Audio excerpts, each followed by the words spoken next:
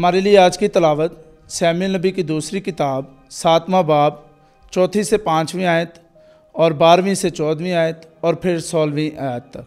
और उसी रात खुदावंद नातान से हम कलाम हुआ और कहा, जा और मेरे खादम दाऊद से कह, खुदावंद यूँ फरमाता है, क्या तू मेरे रहने के लिए एक घर बनाएगा?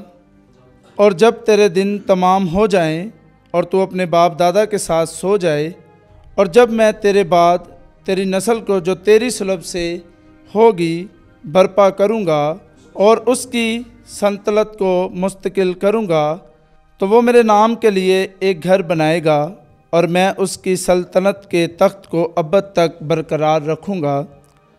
मैं उसका बाप होऊंगा और वो मेरा बेटा होगा। और जब वो बदी करे तो मैं उसकी आदमियों की लाठी से और बनी आदम के तजानों से तदीब करूँगा।